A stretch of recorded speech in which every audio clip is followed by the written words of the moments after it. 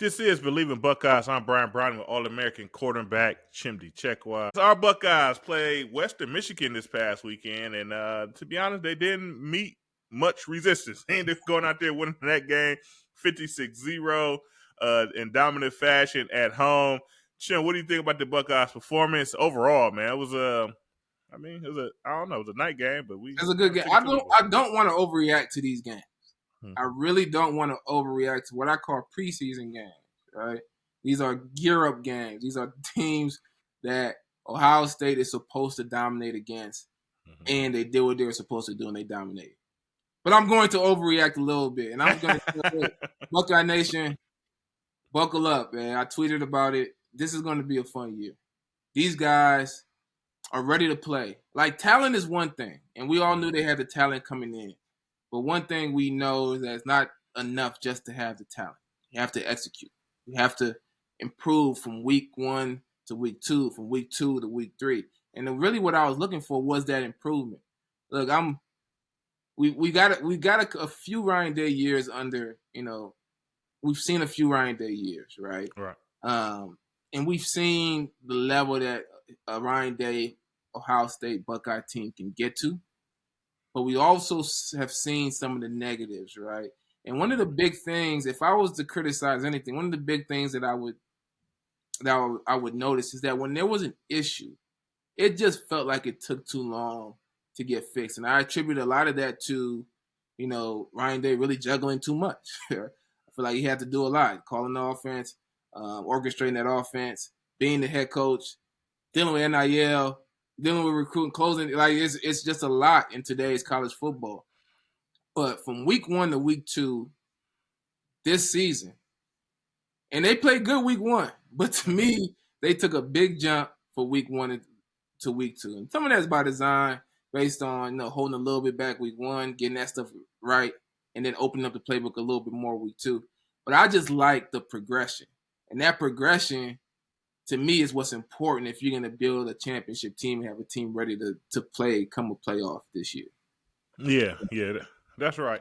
And I think overall, the most impressive thing to me was just really how physical and dominant we were up front, right? I mean, last week after the game against Akron, it was still some questions. Like, what's up with this offensive line? I was like, I think it looked okay to me. Like, it started off a little rough, but we kind of pinpointed some things that would have really changed the whole perspective for that first half against Akron. Obviously, the second half was the dominant outing we expected. But out the gate this week against Western Michigan, we kind of took things right to them.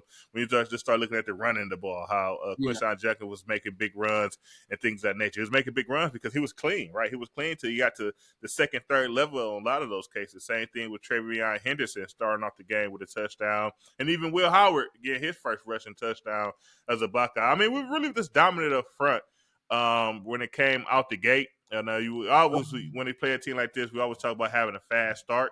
And we definitely had that this week. Fast start. We took it right to them. Western Michigan, like I said, they played well week 1, right? I said, they was leading against Wisconsin in the fourth quarter. So, they came out the season and now they ended up coming up short in that game. And this week, they really, like I said, there's not much resistance. They couldn't get much of anything going, but it always starts up front. And that's just because in the trenches on both sides of the ball, we was pretty dominant. That's for sure. Yeah, and for me, we look at these games, and there's always the thought that I want to see them against better competition, and that's valid. But for me, when I watch these early games, I'm not looking at the score. I'm not looking at how much they're winning the games by, which is what we tend to do as fans. I'm looking at how they're winning the game. How are they winning the game? Is Quinshon Judkins getting the ball, making 5 guys miss on his way to a 50-yard, 40-yard touchdown? Or are all the offensive linemen getting a hat on the hat, receivers blocking downfield, tight ends getting their guy, and like you mentioned, him being clean 5, 6, 7 yards down the field, and then showing what he can do in open field. Like, that to me is a difference. A difference, right? Are guys getting turned loose and them still being able to overcome because they're more talented? No. Everybody executing the way they're supposed to execute, and this thing being being operating like a well-oiled machine. To me, that's what was most impressive. And the play calling, like, Yeah. and this isn't like this is not like super impressive play calling. It's just these are the plays. Like the plays and the way they come back to back with the different options. This is the system, right? And I think what was missing a lot last year, and we're going to talk about this guy a little bit more, but what was missing a lot last year is a consistent system, a consistent identity. And you could see, like, we wanted to be a running team. We wanted to, run power and these things, and then and then things weren't really working out with the runs and the play action. Then we go to a spread and we try to do that. Like we just never knew exactly what that offense was, and it was kind of clunky all the way throughout the season, and it never truly got fixed. This feels a lot different than what we saw last year. Yeah, the addition of Chip Kelly and him basically having a plan, right? A plan for the offense. Week 1, I want to run this stuff. Week 2, I'm going to add this stuff to it. I'm sure when they get back on the field, obviously they'll have a bye week this week. Next week they play Marshall. They add a little bit more to it as well. And I think Will Howard is really the guy that kind of is making this look so well, right? He's out there. He's making great decisions. He's playing efficient. And he's also just being a leader, right? Just kind of going out there with confidence, right? Doesn't look flustered about any situation. Looks like he's making the proper reads and things of that nature and kind of letting things flow that way. And obviously, it's been showing, right? Two weeks in, 2 weeks good, right? When it comes to his performance and what he's been doing with our offense. But overall, I think just a pretty good performance. But I got to shout out this defense, man. Shout out to the defense. Obviously, they get the goose egg on the scoreboard, right? Hold Western Michigan to 0 points. But I think what's the most impressive thing is Western Michigan only had 99 total yards as an offense Saturday afternoon. How impressive is that? That you just got to go out there and first team obviously do their thing, but obviously the backups had to do their thing as well to kind of keep things going in that matter. How impressive has that defense been so far this season? Yeah, long day at the office for Western Michigan, who had, like you mentioned, had a really good game a week before that against a solid Big Ten team, and having to come out there and not really be able to get anything going. The defense to me is impressive, and I think Jim Knowles has found his stride as a defensive coordinator. And it's funny to say that because defense was really good last year, and the year before that they were good for most of the year outside of the 2 big games at the end of the year. But to me, last year it was an overcorrection of the year before, where those explosive plays against that team with North really hurt them, and then the same thing happened in the playoffs. Yeah. This year is more of the lessons from the last 2 years, and I think he's really getting a good understanding of how to play his guys, right? Really build a defense, not around just what, his past history is as a defensive scheme, but really build that scheme around those guys, knowing that I could pull different levers when I need it, but let me make sure I could get Jack Sawyer and JTT in the one-on-ones on the edges because they can't block those guys. Right? And let me make sure I'm blitzing some of these linebackers, which he always has done. But I think he's really kind of getting the feel, and I talked about it a little bit, during the game when we went live. But is that conflict between talent and scheme to me, where when you're at Ohio State, you may have a great scheme and all that stuff, but at Ohio State, you got a bunch of guys who can win one-on-ones. Mm-hmm. So really, in certain situations, you don't want to over-scheme it. You just want to get Jack Sawyer in a one-on-one on the edge, which is what Coach Johnson wants, right? Get him in a one-on-one on the edge and let him win because he's good at that. He can do it. And boy, was he able to do it, man. Yeah, the defense is impressive. It's going to be interesting how they continue to progress. I want to give a shout-out to, first of all, the young guys came in and played great. Right? So they got a lot of depth. I want to give a shout out to Aubrey Reese, man. Ever since the first time I saw him at a practice, I'm like, man, this kid is impressive. And I know going in when I first watched that practice, I was really looking to go to see, Sonny Styles and his transition linebacker, C.J. Higgs getting his opportunity. But Aubrey Reese, every time he steps foot on the field, man, he impresses. And I'm not just saying it because he's one of your tar blooded. Because he's a tar blooded. That's why you're saying it, right? I mean, that's But the. the kid is special, man, and it goes for a lot of the young guys, a lot of the young players on offense and defense. So it's good to see that group go out there and play. Aaron Scott, who's wearing the number 5, right? You know, I always say when you wear the number 5 as a Buckeye, when you wear the number 5 as a Buckeye, your floor is special. Your floor. And Aaron Scott got a big pass up at the end of the game. It should have been a pick 6. I'm gonna hold him to that. Like if he gets that type of break again, I want him to catch it and take it for 6. But yeah, those I was also impressed with the depth that they showed on the defensive side of the ball, bringing in new guys and still holding the goose egg and not missing the beat. Yeah, and now real quick, now one of your guys, one of our guys, right, Denzel Burke. Obviously, he catches a targeting call early in the game, and obviously, you know the rules. They, you know, one and done, right? When it comes to that, but I mean, his was kind of a little It's terrible. I mean, right? It was borderline, right? Or if it was borderline, right? What's your thoughts on Denzel Burke having to sit out essentially, really, basically the whole game due to something that was kind of, like I say, it could go either way.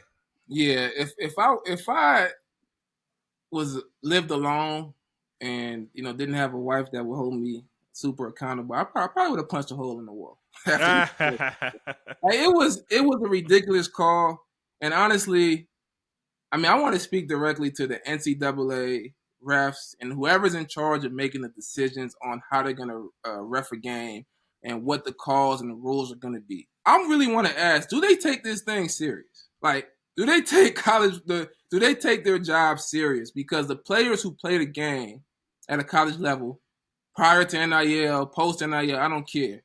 They take it serious. And they're kicking guys out of a game after making bad calls. And they're also suspended for another half. If you get kicked out in the second half or whatever, you miss the first half of the next game. Like that's too heavy of a punishment for a call that has so much gray area, right? Yeah. They're shooting from the hip when they make some of these calls. Like, the player, he made forcible contact. Like y'all don't even know during the game. The ref expert that they asked that guy commentates on whether or not the call should be the call or whatever said, yeah, there's no way this is going to be targeted. Then they come out and now not only is it targeting, he has to go. He's out of the game. Like there's too much gray area, and the stakes for these players are too high. I mean, you're talking about guys who are trying to win awards, guys who are trying to go to the next level. It's too high for this type of uncertainty when it comes to this type of call, man. So there has to be a change. Like no, but and the thing about it is obviously it's Western Michigan, right? We went 56-0. Okay, not a huge deal, right? But what if it's the Oregon game and it's the same play? Everybody's out there playing hard. And sometimes it's targeting, right? Sometimes it's like, oh, he clearly went for this guy's head, or he clearly is lunging, trying to make a play, and that's not how you play the game any longer. And it's clear as day. And you throw that flag and you review it, and that guy's out the game. He needs to learn not to do that. Now, that's not how you play the game any longer. But this one is just simply not that, right? It's just not that. And you call yourself reviewing it. Obviously, the review process was bad, right? The people, one person in the booth who's official, right? Not just some guy with an opinion, someone that's, been doing it, who has done it at the highest level for a long time, makes a decision. Right? Yeah, no way. Yeah. And then it goes the other way. And it's just, like you say, it's unacceptable. It's tough to always see for the kid, especially, just kind of looking in like, man, he got ready all week, and this is how the game goes. This little thing here out of his hand, not trying to make a dirty play, and this is how it goes. And I don't know, man. It's a bad one. Like you say, they need to do something about it.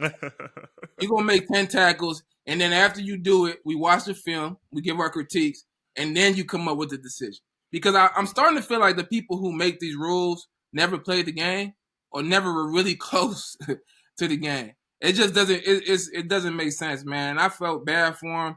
Good thing it is in the Western Michigan game where he probably only plays a half anyway, right? But in a big game, like that's an unacceptable call, man.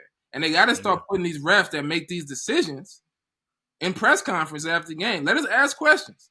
Let us get a better understanding of what you were thinking in that moment, and let us scrutinize you for failing what you do for a living, or I don't even know how much. I don't even know if that's a full time or part time, but whatever. No, it's a full time. They get paid enough. They don't have to do anything else throughout the year but ref those games. But yeah, let's move on, man. Obviously, this weekend Ohio State has a bye. We have Marshall in 2 weeks. We gotta so we get this weekend off. So next week we'll dive a little bit more into Marshall and what to expect out of them. But let's go around Big Ten, right? I mean, if you guys missed it, me and Chimmy, we've been going live, man. We've been kind of jumping on live on Saturday, discussing different topics right before the game or during the game. And this past weekend we hopped on twice, man. I was actually out of the country going live so we could talk about what's going on in the college football world. And obviously the biggest thing was Texas playing at the Big House, right? Playing that team up north, playing them at home. And I mean, Michigan, they wasn't up for the task, right? Yeah, they stunk it up, man. They stunk it up, yeah. Michigan stunk it up. And, you know, I think a lot of Michigan fans are still riding high off their national championship, so they don't really care that much. A lot of them don't. I mean, there's a good amount of them that do, but a lot of them don't. But, man, they did not seem like they were ready. And I think we expected that they were struggle in this game, still figuring out the quarterback position. A lot of coaches have been let go or whatever. A lot of change on the offensive line as well. Some change on defense. Lost a lot of guys to the NFL. So there was reasons to expect them to still be figuring it out. Meanwhile, Texas kind of has a solid group coming in and is a really talented football team who has the potential to compete for national championship. Yep. But, man, Michigan wasn't good at the stuff that you would just expect them to be good at, right? Mm-hmm. And that starts with defense. I mean, at the end of the day, quarterback, whatever, offensive line still figuring it out, whatever. But the defense, the leaky defense that I saw was uncharacteristic of the team that we saw the last few years. They obviously have lost some guys on defense, but I didn't think they lost that much that it would affect them to that. They still got a really good D-line. They still got who many consider the best cornerback in college football. He's had 2 challenging weeks. I don't put all that on him. The defense, there's something missing there. There's something missing on that defense that we have grown accustomed to. And if it continues, it is going to be a long year because they got to hang their head on defense while they let their offense figure it out. And if they can't, I mean, we're talking close to 500 type season. Yeah. I mean, before this even started, looking at their schedule, I had Michigan down for 4 losses. I had them losing to Texas, had them losing to USC. They played them in a couple weeks, losing to Oregon, losing to Ohio State. And those are just like, obviously top-tier teams. I don't think, that's not very surprising. But many people think Michigan will be able to kind of figure out this season and still compete for a playoff spot. I just didn't see it that way, right? With everything they lost, to me, it just felt like too much. And obviously, they kind of, I guess the nation kind of got to see it this past weekend that, Michigan is a different team, a different program. And hopefully they do not figure it out. They probably won't. And, things will kind of keep continuing in that fashion. And we will continue to improve. And then when we see them that Saturday in November, we just let it all hang out on the field and we run it up. I'm not gonna say like Western Michigan because I got a little bit of respect for those guys, but we just run it up like like the way we're supposed to, and we go out there in a dominant fashion and take it to them. Yeah. Right. So around the Big Ten, obviously we kind of some other things kind of took off. Iowa, which is our first Big Ten opponent here in 3 weekends. They played. Did I count that right? Yeah, about 2 or 3 weekends. How you want to say it? They took on Iowa State. And they always play Iowa State. This game is always close. Yeah. And for whatever reason, it's like a game that Iowa tends to kind of not be able to figure out. And they end up losing this one against Iowa State. I don't know, man. What's any thoughts on real quick on the Iowa program and why they always struggle with Iowa State? I don't know. It's a former bowl or something, man. They play their rival early in the year because a lot of the people in Iowa are going to be out harvesting later on in the year. But that makes sense. It's I don't know. Iowa's a team that does this to me. Like they struggle outside of the conference, and they come into the conference and they play really well in the conference, at least defensively. Yeah, They right. keep games close, and they compete, and they can be somewhat disruptive. And I hate it because go through that outside the conference first, so that you can be solidified as a ranked team before you start disrupting everybody within. But yeah, I wasn't anticipating them losing. I didn't get to catch most of the game. It seemed like they have an improved offense this year. With that improved offense, if they could keep the same level of defense, it seemed like they would have a really, really good year. But, rivalry games are rivalry games, man. And, sometimes it's just how things There it shake goes. out. Yeah, Oregon this past weekend they're ended with another close game, right? They played Boise State. They end up winning that game 37-34. But this is basically 2 weeks in a row to start the season that Oregon has not been playing up to the level we would thought Oregon were. Basically, kind of looking at the preseason. I know you watch a good amount of that game. What's your quick thoughts on the Oregon Duck and the team that they have out there on the field? Yeah, this just don't seem like a very physical team here early in the year, and that could just be early in the year woes or whatever. But they just don't seem as tough as I thought a Dan Lanning team had grown to be. That wouldn't be too alarming if they still were just a Pac-12 team. But they're in the Big Ten, and there's going to be some tough games. Obviously, they got a lot of talent. They still got a ton of talent, right? So they still And are. they still won. They didn't lose, right? They Yeah, still won. So everything is yeah, something about the state of fair Iowa. game. There's something about the state of Idaho for Oregon because they play Idaho week 1 and barely beat them. Come back and play Boise the next week and win by 3 points. They got to get out of that state.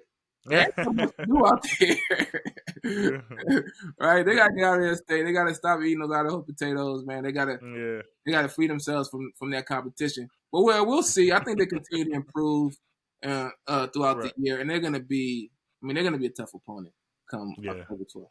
Right, they will improve, right? And the big thing, like I said, they haven't lost, and obviously don't. When it comes down to it, obviously you want to win, sexy, right, and play well and all those things. But when it comes down to it, just keep winning games, and everything will kind of work itself out when it comes to college football. USC, obviously they had a big win week 1 against who did they play week 1? They play LSU. LSU, big win week 1. They play, I believe, Utah State. They've been playing well, looking great, fantastic out of them. Penn State struggles. They go down to the wire against Bowling Green. And also, that's 2 weeks in a row that they have kind of started off a little shaky against a lesser opponent. But those are the top dogs of the Big Ten, right? And their thought, right? This early on in the season. Any surprises? Yeah, USC to me is the biggest surprise. USC playing defense is a different team. Obviously, they got a new defensive coordinator up there. I wasn't anticipating, so I had belief in the coordinator. I just feel like it was going to, and maybe it's not over, it's early, but I just feel like it was going to take them at least a season to really start figuring out the defense. USC always has talented players that they recruit and get there, but their defense was almost, I think they were bottom 5 last year, which it really didn't make sense. Right? So I guess they were just an undisciplined defense. But they are looking right now through 2 weeks, which it doesn't mean a lot, but they're looking like a top 2 team in the Big Ten. Which kind of replacing Michigan as I think the team that really compete in the Big Ten. So yeah, they're looking solid. They have a really good quarterback, and their coach is a really good offensive play caller, and now they have some defense. So they're going to be a team to that's going to be up there competing for the Big Ten. A spot at the top. Yeah, I mean, when I watched them just briefly, this is a physical team, right? I mean, up front, offensive line and defensive line, they're physical.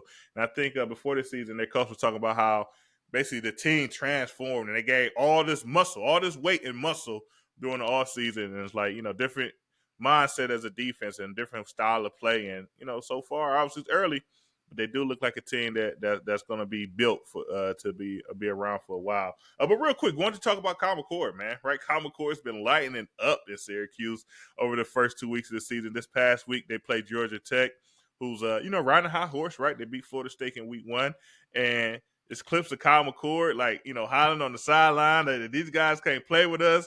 The coaches talk about sending Ryan Day bottles of champagne for letting him have Kyle McCord. Syracuse, I would say the Orangemen in football, man, looking pretty solid so far, right? Yeah, McCord's looking good. He's playing like a weight has been lifted off his shoulders. I think part of it is being able to get a full year starting, then being able to go back and watch himself play and learn and improve and figure out what he needs to work on. And I think the other part of it, the level of expectation isn't as high. He doesn't have he's not as much under the microscope. He doesn't have to look over his shoulder. Maybe Devin Brown starts this next game if I make a mistake. Play bad, all right. Yeah. And they're just out there letting him throw. He's dropping back. He's throwing the ball 40, 50 times a game, and he's getting into a rhythm that realistically he was never going to be able to get to at Ohio State. Like we were never going to give him the keys to the offense to that level, and that's understandable, right? We needed to help him out last year. We would have needed to improve and establish the running game, and he would have needed to just play better. But I think he's playing better now, and I'm actually rooting for him. Like I think Syracuse is on a path to making that playoff. They're gonna have to play a little bit better defense to compete. But offensively, man, those guys they're doing their thing for sure. Yeah, I mean, I don't know if I said it on the show, but I meant to. If not, I had that schedule up in my phone, like I'll say. But that was like my dark horse pick to make the playoffs. Syracuse. I mean, if you look at the schedule, right, they play in the ACC. Competition is not really high, right? Your top teams there will always be Clemson. It'll be Miami. They don't play Clemson. They're not on the schedule. They play Miami the last week of the season. And then the only other team on their schedule that's ranked is North Carolina State, who's like they might not even be ranked anymore with the new poll that just came out. So I mean, they don't have a schedule that when you look at any of these teams, you're like, well, Syracuse is not going to be able to take care of business when it comes to this team. So they have a shot, and obviously this is football. If you got a quarterback that's capable, you could go far. And right now, Kyle McCord looks like he has grown. He has some confidence in his play. And right now, he's doing a great job at leading his team. That's for sure. And to all the questions of why a guy who starts at Ohio State who goes 11-1 and throws for 3,000 yards or whatever, 24 touchdowns with 6 interceptions or whatever, doesn't want to come back and compete for the starting job again. The reason why is because I can go transfer somewhere else to be a starter. I done already played at Ohio State, which is one of the hardest places to play quarterback in terms of scrutiny. Right. I can go somewhere else, light it up, and my dream of going to the NFL still exists. Like I can still get to that next level. And by the way, I'm gonna get paid probably more money to go elsewhere and do it. So to all the criticism, he doesn't want to compete. He wants to compete. He just wants to compete against the other team. And that's what he's getting a chance to do. So, honestly, shout out to Kyle McCord, man. Continue to keep his dreams alive and going out there playing well. And to me, it's a win-win. I think definitely a win-win. Bringing Will Howard is kind of the right fit for Ohio State. So, yeah, exactly what we needed for our team, and that's for sure. But that's our show for the week. Obviously, we'll catch up with you guys as soon as possible. Stay in tune, lock in, follow us. We're jumping on live. We're giving out our opinions more throughout the week. I don't know what's going on this weekend, but something happens. We might you might catch us on here. But other than that, always tune in. YouTube, all the streaming platforms when it comes to Apple, Spotify, all the things of that nature, and we'll continue to update you on our Buckeyes and BigTen football across the nation. In all our shows with Go Bucks. Talk to you guys soon. Go Bucks.